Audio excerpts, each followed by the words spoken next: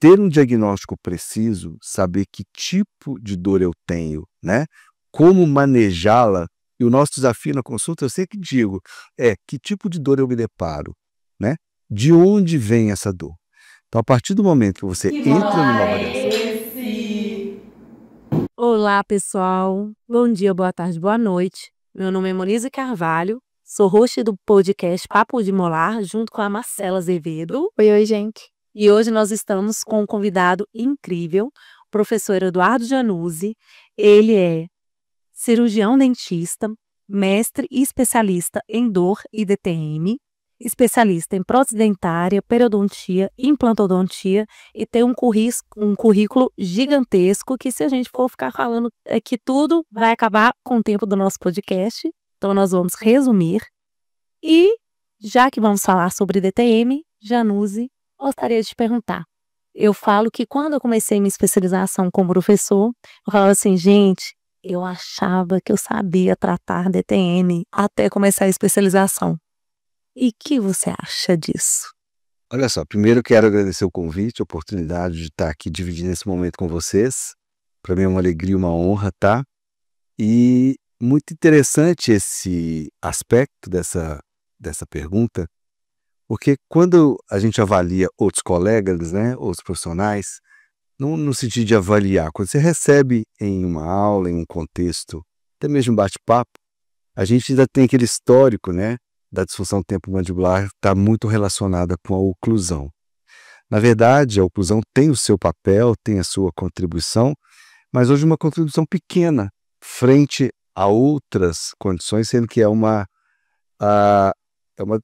condição, uma DTM, uma doença, vamos chamar assim, né, de uma etiologia multifatorial.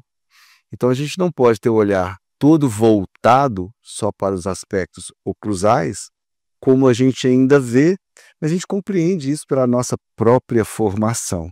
Então, muitas vezes, quando a gente inicia um curso, né, a gente percebe, para quem está ingressando nesse campo pela primeira vez, que às vezes se assusta um pouco, né, e se depara com outros horizontes. Então, já é uma rotina em relação a isso, quando a gente inicia as turmas, mas a gente percebe que as pessoas, ao longo dessa caminhada da formação, seja ela a especialização, o aperfeiçoamento, elas acabam se apaixonando por essa área, né? Que ela faz uma interface com outras especialidades, com a prótese, com a dentística, com a ortodontia, né? Com outras áreas médicas, como a reumatologia, o otorrino. Então, é uma área que ela faz uma interface ampla, né? Hoje com as questões do sono também. Então, ela é realmente uma especialidade ampla, abrangente, lida com muitas comorbidades, mas que ela traz, então, um olhar dentro dessas perspectivas e os alunos acabam, então, entendendo que não é só a oclusão e se apaixonando pelo contexto todo, né? Nossa, e a gente se apaixona mesmo, gente. Eu falo assim, que o meu olhar mudou completamente. Completamente. Eu falo que nós, cirurgiões dentistas, ou quando a gente acabou de formar, na faculdade, recém-formado, até mesmo quando a gente não tem especialidade, a gente entende mais sobre a muscular. E a gente não consegue diferenciar muscular para articular. Então, esse mundo, para mim, é muito novo. E a gente ainda vai chegar nessa parte, porque é muita coisa boa para a gente conversar, porque na hora que chegar da parte de farmacologia, vocês liguem o alerta, peguem caneta, caderninho de anotação e fiquem de olho. Eu já vou aproveitar que você falou de diferença e perguntar para o Eduardo, para esclarecer um pouquinho da parte técnica, assim, qual que é o conceito da DTM e da dor orofacial e qual a diferença entre elas, em termos de sintomatologia ali, para a gente já começar. Gostei do roteiro, hein? Silenciando. Então tá bom.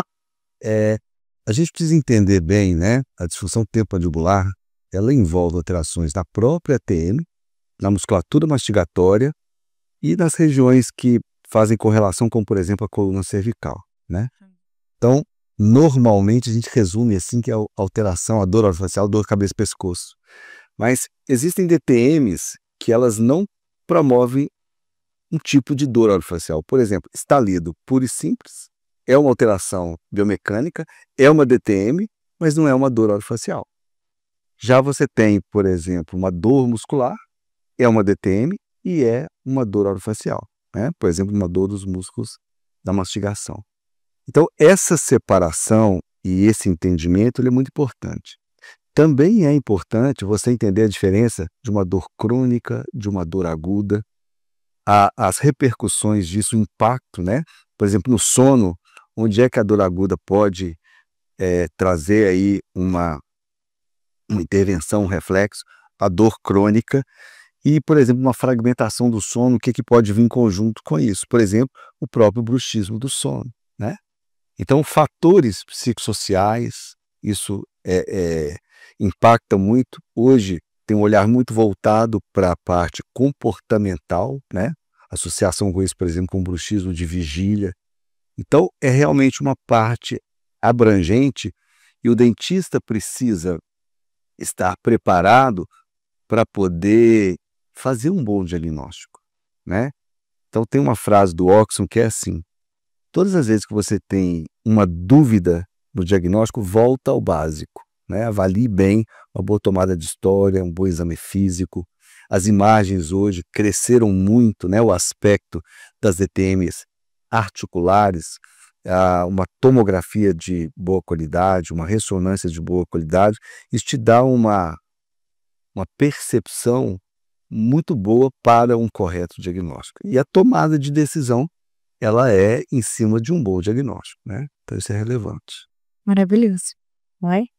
E quando a gente fala assim, diagnóstico, o meu paciente chegou no meu consultório reclamando de dor. E essa dor está impossibilitando ele de dormir. Ok. Esse paciente chegou e aí ele fala assim: doutor, e aí, o que eu vou fazer?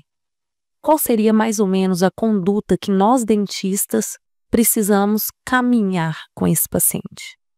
A dor ela é sempre um desafio, né, para o profissional que avalia.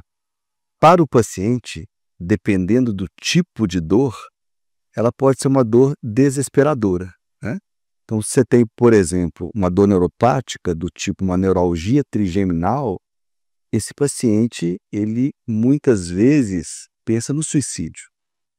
Agora, pacientes que têm, por exemplo, cefaleia, tem uma migrânia, mas uma migrânia que tem uma frequência grande, isso também impacta de uma forma muito relevante, deprime, gera ansiedade, perdas de dias de trabalho, né? Então você tem esse impacto também na vida do indivíduo familiar, né? Imagine uma pessoa com dor todos os dias, relacionar com o marido, com o filho, com o trabalho, tem um impacto muito grande.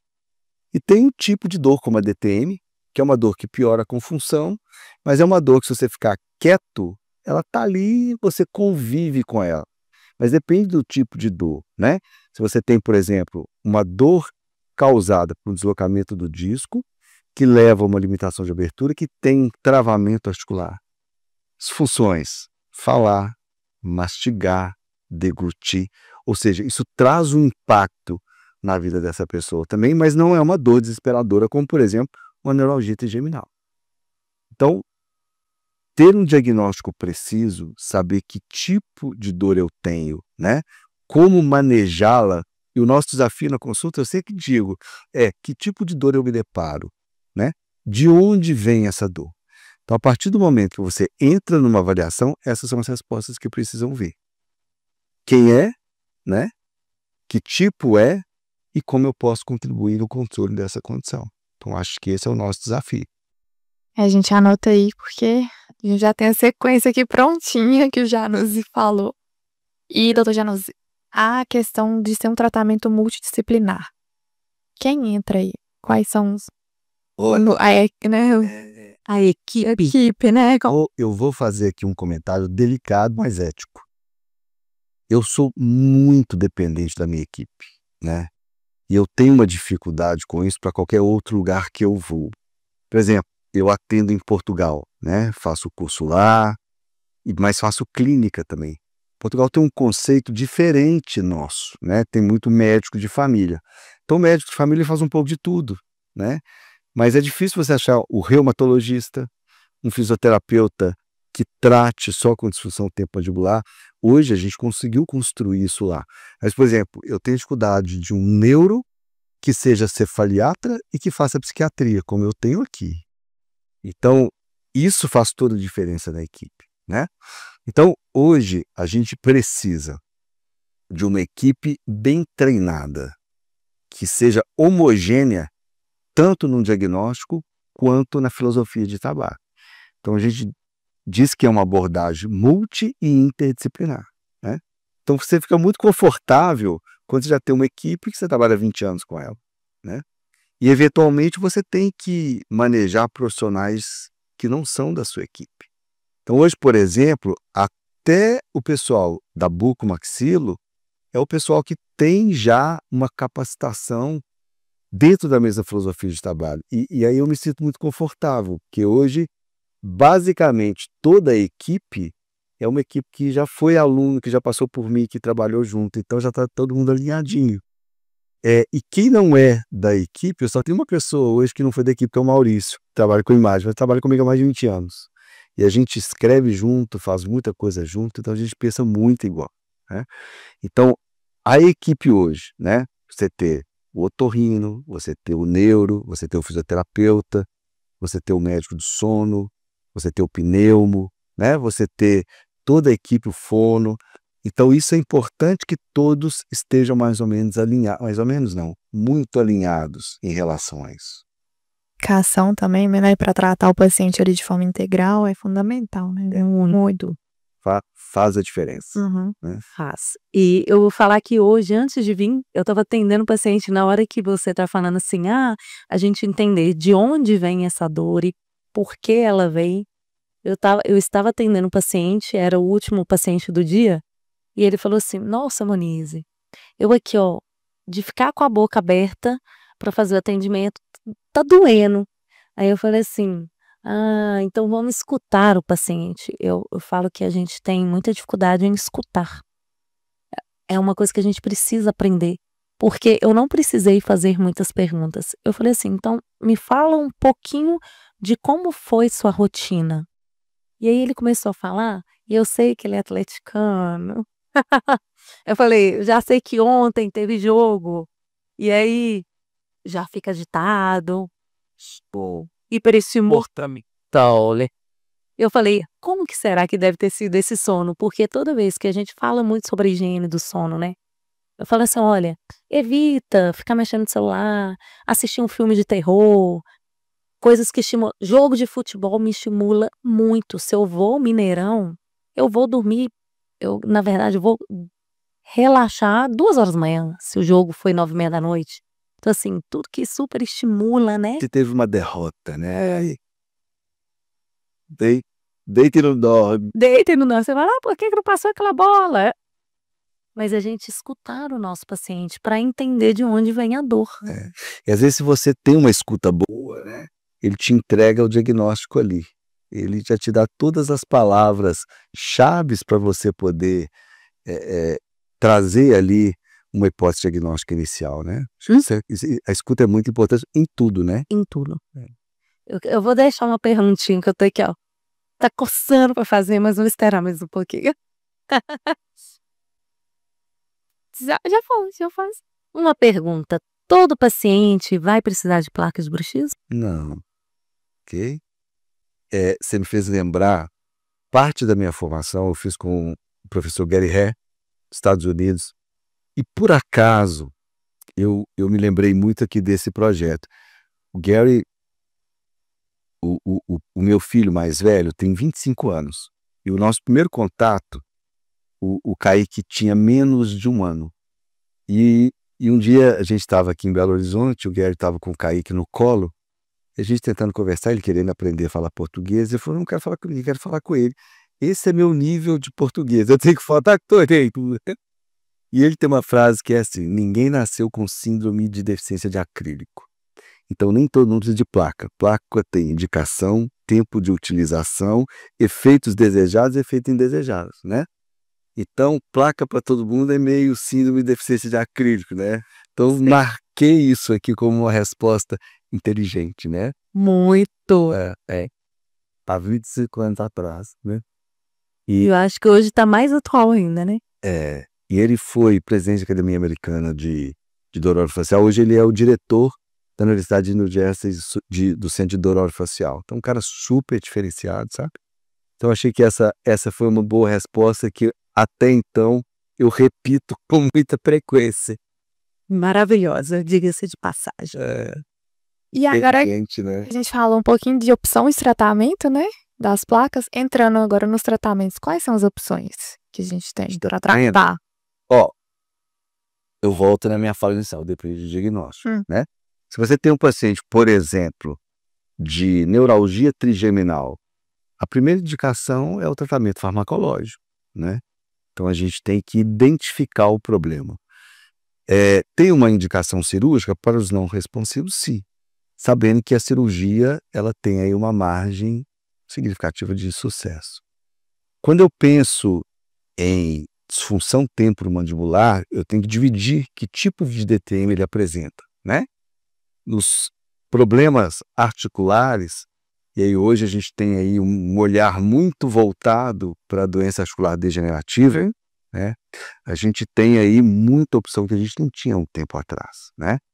Nós temos trabalhado muito em modificação de algumas coisas, né? Como a artrocentese, por exemplo, que é uma terapia já consagrada, mas a gente tem tentado fazer isso cada vez mais minimamente invasivo, para que você possa ter menos morbidade, para que você possa ter um pós-operatório melhor, mais rápido.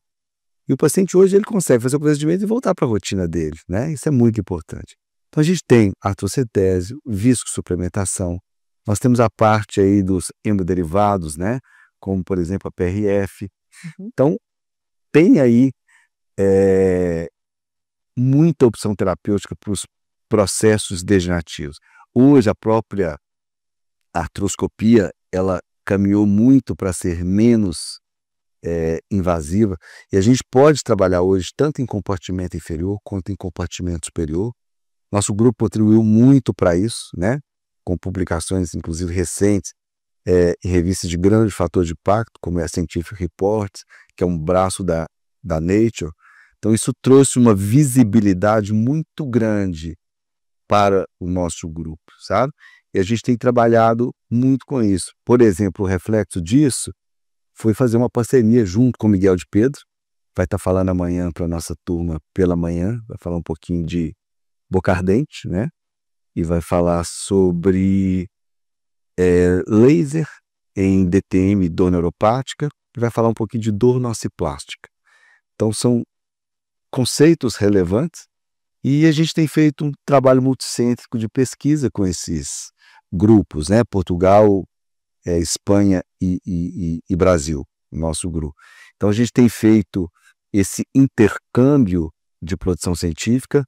Nós estamos trabalhando um pouquinho agora num projeto específico de residência, que ele pode trazer aí uma prática comum, mas voltada para isso, para os atendimentos, né?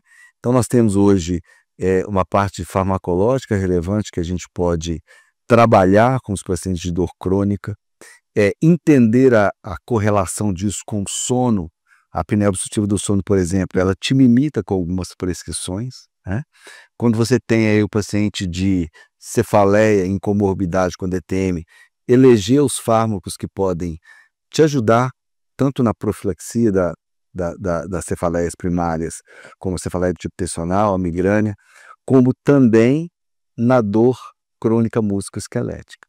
Então, o nosso arsenal fisioterápico, placas oclusais, fármacos, orientações, né? Tratamento fisioterápico, fonoaudiólogos. Então, tem um arsenal muito amplo para a gente poder trabalhar com esses pacientes. A própria toxina botulínica em dor muscular, que a gente chama de refratária, eu prefiro persistente, né? Ou não responsiva, porque o refratário ele pode estar muitas vezes porque o tratamento não está adequado, Sim. né? Um diagnóstico não muito preciso. Então, o refratário você tem que estar seguro que ele realmente é o não responsivo a tudo. Então, a gente tem aí um arsenal terapêutico hoje muito mais ampliado, né? É muito interessante. A gente queria até parabenizar, ele já adiantou, né? Falando em revista de grande impacto mundial. Aí eu queria parabenizar, Fico feliz, viu? porque primeiro que eu falo que a gente que já passou por essa vida de pesquisa sabe o quão é difícil fazer pesquisa no Brasil e ainda sendo mineiro, que dá um orgulho danado. Foi muito interessante. E a gente foi muito bem recebido pela revista, sabe? Os revisores, eu falei isso com o Maurício. Esses revisores eles foram muito importantes, porque eles enriqueceram muito o trabalho com algumas considerações, né? E nos deu a oportunidade de desenvolver um pouco mais na discussão, falar um pouco mais da técnica. E foi muito interessante um dos revisores, porque depois você entra na discussão, muitas vezes você quer discutir comparando com os trabalhos, né? Fulano falou isso, ciclano falou aquilo e tal. E ele falou, olha, eu acho que você não tem que falar muito de outros trabalhos, você tem que falar do seu. Porque vocês estão fazendo uma coisa que poucos estudos fizeram. Então fala do seu. Então, Eu vou isso deixou aproveitar confortável, né? para você falar um pouquinho o que é o artigo. Opa! Porque aí é para o nosso público procurar, pesquisar e a gente vai colocar o link do artigo também, tá, pessoal? Para vocês darem uma lidinha. Legal. Olha, quando a gente vem trabalhando, bom, vou me entregar em alguns aspectos, né? A primeira vez que eu fiz viscosuplementação, você é de que ano você nasceu? Esse de 96. Então foi antes de você nascer, foi em 1990. Foi quando eu fiz a minha primeira infiltração. Por que você não fez essa pergunta para mim, Jani? Ainda vou fazer, né? 1990. Isso foi mais ou menos junto com o COP, que estava descrevendo a primeira infiltração, né? Já tinha feito também antes com corticoide, mas o ácido hialurônico ele teve aí a sua publicação se acendendo aí de lá para cá.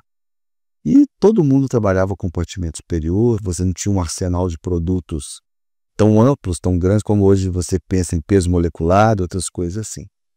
E a artrocetese também já vem de longa data. Mas o que eu brinco, que eu falo, olha, às vezes você vê os artigos, a gente fala, olha, isso é mais do mesmo, né? Isso me lembra um acústico do Legião, que é mais do mesmo, né? Então você tem que ter um olhar diferente. O olhar era dor e abertura bucal. Tudo funciona bem para dor e abertura bucal. Artrocetese com visco, sem visco, com PRE. O que mais me incomodava era o processo degenerativo, né? E eu vinha trabalhando com viscosuplementação e eu percebia que tinha um limite ali, que ela não atuava mais. E que às vezes você fazia, você ia fazer a tomografia com uma expectativa para você estar pior. Abrindo bem, sem dor, sem som e o processo degenerativo aumentando. Você tem que ter uma solução para isso, né? Então, isso veio nos buscar trabalhar com técnicas que pudessem estabilizar o processo ali. E aí a PRF veio contribuir com isso, né? E na verdade não só estabilizar, como a gente ganhar estrutura ali. Então isso foi fantástico, a gente trabalhou por um tempo. A PRF ela é nova na publicação científica, você tem aí o que? Os 5 anos para cá. E 5 anos para cá, para você medir resultado, né? Então se você me fizesse essa pergunta há 2 anos atrás, eu não saberia te responder. Então a gente fez uma publicação agora com 22 pacientes, 44 ATMs, mas era o que a gente tinha registrado. Hoje a gente tem mais de 150, 200 pacientes, que são 400 articulações, e que se a gente for avaliar por compartimento, a gente dobra esse número, né? A gente vai para quase 1.000, que é superior e inferior. Então esse trabalho ele fez isso. Ele dividiu a doença por compartimentos. Então a gente classificou isso em graus por Wilks, né? 1, 2, 3, 4, 5. 4 e 5 são os graus que você perde a integridade da cortical e tem já um grau avançado da doença. Foi onde a gente trabalhou com a PRF. E os outros graus a gente trabalhou com viscosuplementação. E a gente comparou isso com imagem, com dor, abertura bucal, o som articular, antes e um tempo depois. Então isso trouxe um desfecho muito favorável. igual todo mundo, todos melhoraram a dor, igual todo mundo, todos melhoraram em abertura bucal, mas diferente de todo mundo, né, ou de grande parte, a gente percebeu que o ganho estrutural ele era relevante, que eu acho que esse é o grande diferencial do artigo. E que trabalhamos os dois compartimentos, que também é um grande diferencial em relação às outras publicações. Eu acho que o olhar voltou muito para esse lado e nos motivou a continuar nessa caminhada, né? Então o estudo é que esse desenho e a utilização aí do ultrassom para aumentar a segurança. A gente fez algumas coisas prévias como mapeamento vascular. Então você tem aí já uma avaliação prévia da região que você pode se deparar ou não, né? Então aumenta muito a segurança do procedimento. É basicamente isso. Achei muito interessante, gente. Vale muito a pena, né, a gente ler. Tô curiosa já para estudar. Vou ficar feliz. Inclusive a PRF, né? Eu acabei de, né, apresentar meu trabalho de conclusão de curso, que foi sobre PRF na implantodontia. Então, assim, Me manda que eu quero. já vou te mandar. Aí eu tive, né, que fazer aquela revisão de literatura enorme, assim, e eu adorei saber que a PRF também pode ser útil. Mas ela tem uma biologia muito rica, né? Nós estamos começando agora um histológico em animal ainda, e a gente conseguiu provocar, né, o processo degenerativo, e agora nós vamos fazer um sequencial com PRF para estudar mais ainda esses mecanismos. E uma diferença que a gente fez um racional clínico sequencial, um número X de infiltrações, né? Então, não só um estímulo, né, uma sessão única, que a gente ainda não tem uma PRF mágica, nem um ácido hialurônico mágico, e com uma sessão você resolva tudo, né? Então, por isso que a gente trabalhou o sequencial, que foi uma outra coisa diferente também nessa publicação. E quando pensar, pode tomar sua água, e quando pensar na cirurgia para o meu paciente, ele chegou, tá ali com dor, tá com trismo, dificuldade de Pensar em nunca seria o ideal. o ideal. Eu, antes de vir para cá, eu estava discutindo 2 casos com o Felipe. Eu mandei umas imagens para ele, Felipe Baides, que está conosco, né, nessa trajetória de artroscopia. E o Felipe falou, não tinha me mandado um caso também, falou assim, você está concorrendo comigo? Quer dizer, quem tem o caso pior? Eu falei, eu acho que eu ganhei, né? Mas é um caso que passou por 2 artroscopias, que passou por uma cirurgia ortognática, ancoragem de disco, e tem um processo degenerativo. A gente classifica o Wilks de 1 a 5, né? Eu classificaria como Wilks 10, né? Se tivesse essa classificação. 2 âncoras soltas dentro da articulação e provavelmente uma quilose aí fibrótica, que a gente... É um caso que se pensa em prótese de ATM bilateral, paciente de 40 e poucos anos de idade, mas que é o que eu falei, Felipe, prótese pode fazer em qualquer idade, né? O desafio é a gente não fazer a prótese. Então eu acho que as terapias minimamente invasivas, elas ganharam um espaço muito grande porque elas tendem a reduzir essa evolução da doença. Eu acho que você tende a trabalhar muito bem com esses pacientes. Agora, tem os casos que são realmente cirúrgicos, né? Você perguntar, qual que é o grande desafio hoje? São as perfurações discais ou retrodiscais, que elas te tiram essa oportunidade de segmentar os compartimentos pelo grau de doença, porque às vezes você tem um componente temporal íntegro, né? Só tem um deslocamento do disco articular, mas tem uma cabeça da mandíbula extremamente avançada. Ou você tem o inverso disso, né? Então, eu acho que as perfurações, elas se tornam um problema porque hoje você não tem uma resolução muito efetiva para isso. Então, a gente tem tido o desafio de trabalhar com isso agora, mas eu acho que a cirurgia hoje, ela se tornou muito menos invasiva, ela faz parte desse roteiro e ela devolve o paciente para você voltar. Então, por exemplo, você tem um ambiente que você entra, trabalha com artroscopia e devolve para ele fazer um sequencial de PRF, sequencial de viscoinstrumentação, e tem um bom prognóstico.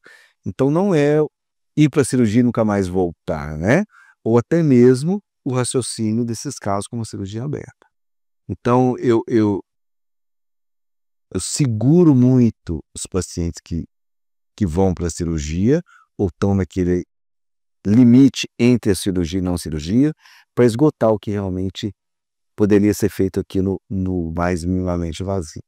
E na cirurgia, eu acho que hoje você tem que sentar com o cirurgião e falar, então, o que você pensou nesse caso? O que você deseja fazer? Não, isso eu não quero que faça. Dá para fazer isso, isso, isso? Então vamos fazer, vamos avaliar? Então, eu acho que você pode direcionar como clínico, mas um clínico bem formado, que tem o olhar também para a cirurgia, e trazer o seu cirurgião dentro do que você quer.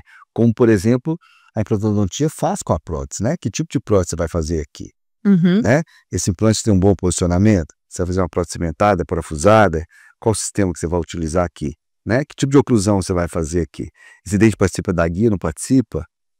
Se o paciente tem comorbidade de sono, ele tem um bruxismo associado, sono e vigília, então não é só fazer o dente, não é só pôr o implante, né? Eu acho que assim também a gente deve pensar no sistema mastigatório, na própria situação temporomandibular. Uma variação completa de todo o sistema, né? O paciente não é só o dente, não é só a TM ali, não é só o implante, é todo. Então acho que isso é o diferencial. Sim. E passando um pouquinho assim para falar de hábitos, assim, existem hábitos que podem piorar a DTM, que podem, assim, que a gente já pode ser direcionado, né? Avaliar um paciente, o paciente tem esse hábito X, então já vamos pensar aí, você está questionando, né, de sintomatologia. Com esse mundo moderno, né, vamos dizer assim, as telas continuam sendo problemas, né? Sim. O estilo de vida também continua sendo um problema. E essa mudança de comportamento ela é muito difícil, né? A gente tem nosso grupo que trabalha aí com comportamental, a Marcela está à frente disso aí, trabalha muito com mindfulness, né? Para que a gente possa tentar melhorar yoga, mas não é fácil. Alguns outros hábitos, né? Eles também trazem uma condição de impacto que podem ser fatores agravantes ou perpetuantes dos processos. Então, o próprio dieta, o Miguel de Pedro publicou agora junto com o Giancarlo, o grupo de Portugal e de Madrid, eu até coloquei no meu Instagram, mandei para os grupos, trabalho sobre dieta, né? A dieta e o impacto disso na disfunção temporomandibular. Então, tem hábitos alimentares também que são relevantes, que a gente tem o costume de fazer, não come coisas duras, mas espera aí, o que você tem? É para todo mundo, né? Então, e hábitos do sono, acho que sono também é uma correlação muito importante. Então, privação de sono, sabe? Hábitos noturnos que podem atrapalhar o sono. Então, acho que isso é uma coisa que você tem que personalizar, em ter aí ali o tipo de bebidas, né, que você pode ter ali, pode influenciar ali o meio bucal. Então tem muita coisa que você tem que trabalhar na sua tomada de história, na sua avaliação e personalizar. A Sociedade Internacional de Cefaleia fazia isso, né? Cortava derivados de leite, por exemplo, para todo mundo que tinha migrânia. Então tinha as restrições. Hoje não.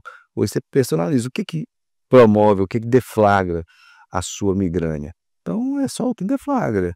Você cortava álcool para todo mundo. Tem gente que não. Tem gente que é privação de sono, tem gente que é o estresse, tem gente que é a combinação de fatores. Então, acho que isso tem que ser olhado de forma individual. Claro que você vai, na sua avaliação, na sua entrevista, trabalhar esses pontos, né? E eu falo assim, o importante, eu falo que eu vou puxar a sardinha para o lado de nós mulheres, porque a gente capta muita coisa, a gente percebe muita coisa. E essa semana eu estava atendendo uma paciente e ela falou assim, nossa, não sei por que a gente chegou no assunto sobre dormir. Falou, não, eu durmo muito bem, tá. Eu falei, ai, que bom. Eu estava conversando sobre a quantidade de café que toma. Porque eu reduzi a quantidade de café e realmente essa questão de dieta faz a diferença, né? Muito. Depois que eu mudei minha dieta e também cortei o cafezinho, que eu tomava de 7 a 9 cafezinhos no dia, agora eu diminuí. Impactava no sono, né? Gente, é inacreditável. É inacreditável. Refluxo, sono. E aí a gente estava conversando sobre isso. Ela, não, mas eu tomo café assim, umas 5 horas, 5h30, eu faço pra mim e pro meu marido, a gente toma um cafezinho, mas eu durmo super bem. Eu falei, não, sério, você consegue? Aí eu contei a minha história. Ela deitou assim, não, mas aqui, aí eu chego aqui ó, nessa cadeira, eu deito até dormir. Eu falei, será que você dorme bem, né? Dormir aqui, né? Aí a gente começou a conversar, e como que é, como reflete. E o Januse foi atender a minha dupla lá na especialização, e ela falou, não, eu durmo super bem. Aí o Januse perguntou, sobre os medicamentos, se toma melatonina. Aí eu lembro direitinho, Januse, ué, mas se dorme bem, não precisa de melatonina, né? É o que eu te falei, se você ouve, ele te entrega tudo ali, né? É o escutar. Você percebeu a mudança de hábito dela? Ela trouxe um café pra mim, mas não tomou café comigo, ó, tá vendo? Agora eu preciso minha, tá? Antes era 9 horas da noite eu tomava café, gente. 9 horas da noite. Como que dorme bem? Eu só tomo de manhã, o negócio me liga assim no desenho, e aí eu de manhã acabou. Quem dá aula, quem escreve, né?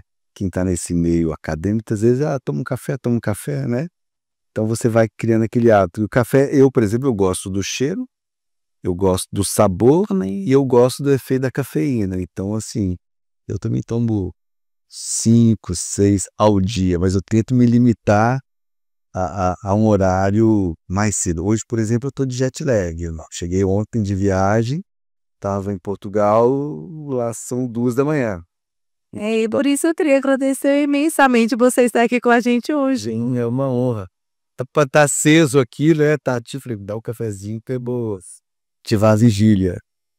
Nossa senhora. E a gente tá chegando ao final, infelizmente, que o papo tá muito bom. E aí, a gente tem sempre uma perguntinha inusitada, interessante, e a gente pensa o seguinte: se a DTM fosse um gênero cinematográfico, qual que ele seria? E assim, se você quiser explicar o porquê, um drama, um terror, uma animação. Massa. Olha, ao longo da nossa conversa, eu diria que depende do telespectador, né? Então, se ele é um despreparado, é de terror. Se ele é uma pessoa mais preparada, pode ser um drama leve, né? Porque ele vai lidar ali com o impacto de um sofrimento daquele paciente, mas ele vai degustar aquilo bem, ele fala, olha, vai evoluir bem, hein? Que a gente consegue ver, né, ou ter uma expectativa de como é que vai evoluir, né, aquilo. Tô lembrando hoje muito do Gary Hay. Então, às vezes, quando você vai fazer uma prescrição, muitas vezes você tem a preferência por algumas drogas. Então, por exemplo, nós temos aí gabapentinoides, tricíclicos, ciclobenzaprina, e aí você vai ter um arsenal bom, e naquele caso, às vezes, cabe 2 ou 3 prescrições. E daí você escolhe aquela prescrição, aí o aluno chega e diz, professor, mas por que esse e não o outro, né? Uhum. Eu quero um dia, eu estava junto na minha residência e eu ouvi dizer, olha, às vezes prescrição é como cozinhar. Tem ciência e tem arte, né? Então, por que 2 pitadas de sal? Que eu acho que vai ficar mais gostoso, né? Então, por que a gabapentina e não a pregabalina? Porque eu acho que vai combinar mais com a farmacocinética para esse paciente. Então, às vezes você vai ver comorbidades, por exemplo, se tem uma apneia do sono, você vai fugir um pouco de uma droga que relaxa mais aquela musculatura e pode interferir na via aérea. Uhum. Se você, então, você vai, por exemplo, uma pregabalina. Então, a sua tomada de história, ela vai te ajudar um pouco nisso e muito também do que você tem de convívio com aquela prescrição. Então, isso pode ficar mais suave, ser um drama bom de você acompanhar, né? Não de assistir, de acompanhar e participar. Bom, antes de começar, a Moniz estava me explicando um pouquinho dos medicamentos aqui que eu estava perguntando, achei interessante demais, né? A combinação individual, assim, tem várias questões ali. A gente usa muita polifarmácia, né? E a polifarmácia ela tem esse objetivo, você usar doses baixas, mecanismos de ação diferentes e minimizar os efeitos adversos. Então, às vezes você fala assim, nossa, esse tanto de remédio, mas tudo pouquinho, né? Uhum. Então, é tudo na medida certa. Partiu o bate-bola. Partiu bate-bola, pra gente finalizar. Bora lá. Tipo Marília Gabriela, quem mais sofre com a DTM? Homens ou mulheres? Mulheres. A gente é um bicho que tem que ir direto pro céu. Rapidinho, Deus nem pensa, vai. Mas a pior você fala é que tem que as salvas é masculina. Então, Não, mas vocês podem sofrer um pouquinho. a gente é mais mole, né, do que vocês. A gente tem menos. Capacidade, resistência para DTM é só causada por bruxismo? Não. O bruxismo ele pode ser um fator contribuinte para aquela condição, né? Ele pode ser um fator perpetuante, agravante, mas não. Tem outros fatores, né? Dor de cabeça pode ter relação com DTM? Pode. O estresse realmente piora a DTM? É um fator agravante. E qual o exame mais importante para o diagnóstico? Exame clínico. Maravilhoso. Existe idade mais comum para o início da DTM? Realmente a gente vai ter aí meia idade, tá? Mas ela pode ser crianças, né? E ela pode ser adultos jovens e ela pode ter em pacientes mais idosos, né? Sim. A gente pode falar de um erro grande de um paciente, assim, para lidar com a dor? Um erro. Um erro do paciente que pode piorar. Ignorá-la. Uhum. Tipo, doutor, esperei que passasse, né? Achei que fosse melhorar. Não tomar o remédio. Sim. Eu falaria muito o que eu vejo lá na clínica é o abuso medicamentoso, que tem me assustado muito. Todas as vezes que a gente sai, eu fico assim, meu Deus. Tem duas perguntas que eu gosto quando eu vejo o paciente fazer abuso. Falo com ele, você nunca parou para pensar que se fosse esse remédio, esse tanto que você toma já tinha melhorado? Então tem alguma coisa errada. Ou o remédio errado ou você está tomando para a doença errada. Senão estava bom, né? Tomou 2, 3, 4, 5, 6, peraí, tem uma coisa aí que não vai bem. Gente, primeiramente queria agradecer ao Dr. Eduardo Januzzi por ter topado vir aqui. Prazer enorme te receber, uma honra. A conversa foi maravilhosa, né, gente? Assim, deu para aprender muita coisa, pegar o caderninho aí e anotar, que muita coisa boa. E a gente não pode esquecer de falar nossos arrobas. Eduardo? Eduardo Januzzi Odonto. Tá? Monize de Carvalho. E Marcela Azevedo com 2 S's no final. Lembrando também de seguir o nosso Papo de Molar. Muito obrigada, Januzzi, por estar conosco. Muito obrigada por, apesar de ter viajado, chegado lá das Europa, estar aqui conosco gravando. Prazer, uma alegria, viu? Conduziram bem. Boas perguntas merecem boas respostas, né? Foi ótimo. Que bom. Obrigada, pessoal do Papo, que continua aqui com a gente. E até mais. Tchau, tchau. Até o próximo episódio, pessoal. Tchau, tchau.